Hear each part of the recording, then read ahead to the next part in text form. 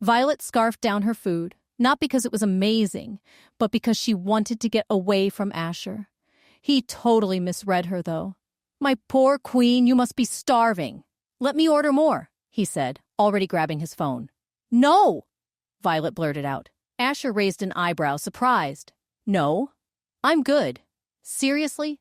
Any more and I'll puke," she said, which was totally true. Years of not having enough to eat had shrunk her stomach, and she was stuffed. Asher frowned. "You eat like a bird, little purple. Not enough. But don't worry, I'll fix that." A shiver ran down Violet's spine. Nope, not happening. She was already plotting her next escape. There was no way she was letting this psycho turn her into his purple queen. Violet forced herself to slow down, taking smaller bites, trying to look normal. Asher was busy with his phone, which gave her a second to breathe. She couldn't help but check him out, though. He looked surprisingly normal in his school uniform. Unlike Roman and Griffin, Asher's uniform was perfect, like something out of a magazine. She wondered if he was, like, a straight-A student?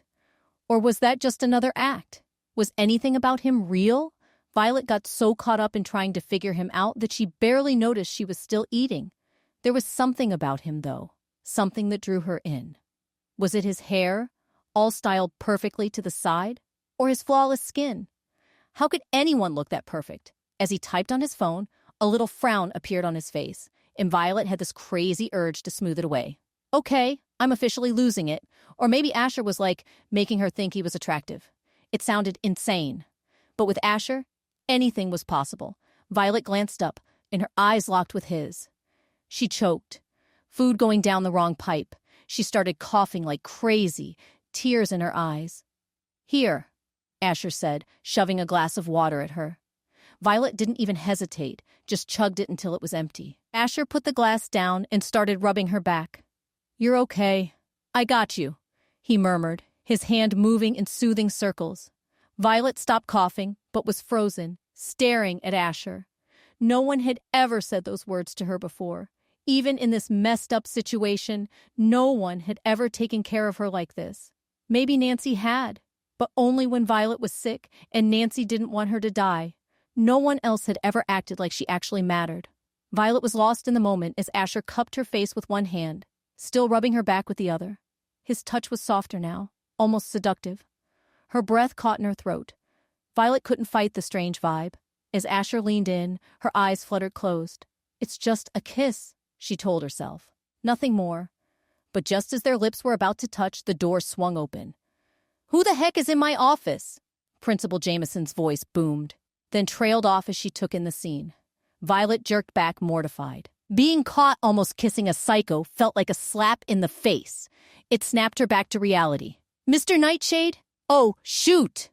Principal Jameson cursed, realizing he wasn't wearing his sunglasses.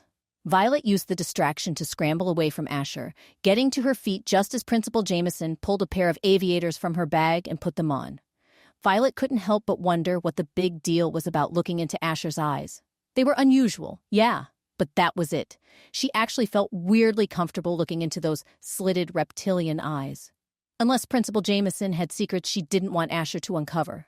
Unlike Principal Jameson, Violet had no secrets, except her plans to escape tonight. "Oh!" Principal Jameson finally seemed to recognize her. "Miss Purple!" Even with her eyes hidden behind the shades, Violet could feel the judgment radiating from Principal Jameson. It wasn't surprising, considering her creative application. Violet grabbed her bag. "I'm leaving for class." Asher stood up. "I'll walk you." "No!" Violet blurted out, startling both Principal Jameson and Asher. She took a breath, forcing herself to speak calmly. "I think you've done enough already." It wasn't a thank you. If Asher walked her to class, it would cause a total scene. She didn't want that kind of attention. Before coming to Principal Jameson's office, Violet had checked her ranking and was shocked to see she'd climbed to 18th place. If the people she'd bumped down were anything like Paige, she was in for a world of hurt, even though it wasn't her fault. She didn't even want this. Who was pushing her up the ranks? Whoever it was, they were going to get a piece of her mind. For a second, it looked like Asher might ignore her, but surprisingly, he backed down. Thank goodness, Violet thought. She'd rather deal with Asher's obsession in private. It was already too much to handle. Principal Jameson, however, realized what Violet's leaving meant. She'd be alone with Asher. Oh, crap! She shot Violet a desperate look, silently begging her to stay. But Violet just grinned knowingly. "Have a nice day, ma'am," she said and walked out. Principal Jameson gulped, turning back to Asher, who was now scowling. Just when he'd been getting somewhere with Violet, she had to barge in and ruin the moment. "There you are!" Someone suddenly jumped in front of her, startling Violet out of her thoughts. "Ah!" Violet screamed, instinctively punching the person in the face. She froze, horrified, as she realized it was Alice. Alice yelped, clutching her cheek. Violet rushed forward, frantic. "Oh my God, Alice, I'm so sorry. I'm okay. Alice insisted, trying to wave it off. "See? No damage." She attempted a smile, but winced. "But dang, girl, that was a mean right hook." Violet took a deep breath, her racing heart slowing. Then, her worry morphed into anger. "What the heck is wrong with you? Why would you jump out like that? Are you trying to get yourself killed?" Alice rubbed her cheek, pouting. "I should be asking why you just punch people in the face. What if it wasn't me? What if it was someone innocent?" she added, her pout deepening. "Well, where I come from, there's no such thing as a small prank," Violet said, emphasizing the words with air quotes. "And it teaches people not to mess with me." Alice's pout intensified, her eyes welling up. "You're so mean." "If I'm so mean, then leave me alone," Violet retorted. At first, Alice's constant tagging along had been kind of cute, but now it was just getting on her nerves. Violet preferred to keep to herself. You couldn't trust anyone. There were no friends, only people waiting to stab you in the back. This crazy school wasn't exactly a breeding ground for BFFs either. Deep down, a part of Violet she refused to acknowledge even to herself knew Alice was slowly chipping away at her walls. But that couldn't happen. No way. "Not gonna happen," Alice said defiantly, making Violet jump. For a second, she thought Alice had actually read her mind. "What? I know you're trying to push me away, but it's not going to work. We're going to be great friends. I can see it," Alice declared with such certainty that Violet frowned. What was with this girl? Was she psychic or something? "What am I even thinking?" Alice chirped. "So I saw your schedule, and we have the same classes. Come on, let's go. We're already late." Without waiting for a response, Alice grabbed Violet's hand and practically dragged her down the hallway. "Coming through!" she yelled, weaving through the crowded corridor, forcing other students to dive out of their way. "That lunatic!" Violet muttered, but she couldn't do anything except let Alice drag her along. They stopped in front of a classroom door. Alice flung it open and pulled them both inside before Violet could even blink. The class was already in session, though the teacher wasn't there yet. Violet thought she was lucky. If only she'd known better. The second they walked in, everyone stared. Just as Violet expected, the whispers started. If being the first freshman at Lunaris to break the top 20 hadn't made her famous, then her epic cafeteria brawl definitely had. As expected at Lunaris, the classroom was huge and fancy. The AC was blasting, and they even had a smartboard. It was way beyond anything Violet had ever seen. Most of the kids were human, but there were a few werewolves, too. Violet was relieved to see that none of the Cardinal Alphas were in this class. Chin up, she picked a seat in the back, trying to blend in. But Alice followed her like a lost puppy, bumping into desks as she tried to squeeze in next to Violet. Violet gave up on trying to ditch Alice, figuring she'd get bored eventually. Hopefully. The whispers continued, with kids sneaking glances at her, but Violet ignored them. Soon, their anthropology teacher walked in. Mr. Harrison was tall and serious-looking, with intense silver eyes. He carried a coffee mug in one hand and a tablet in the other. He paused, looking over the class, before walking to his desk. Alice leaned over and whispered, "They say Harrison is a racist jerk who loves werewolves and practically worships them.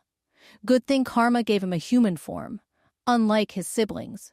Before Violet could process that little piece of information, Mr. Harrison was already at the board. Without a word, he wrote the day's topic in big, clear letters on the smartboard. Werewolves, the true origin of humanity? Violet's eyebrows shot up, but she quickly hid her surprise, unlike some of the human students who gasped. Mr. Harrison turned, his face full of disgust as he looked at the humans sitting among the werewolves.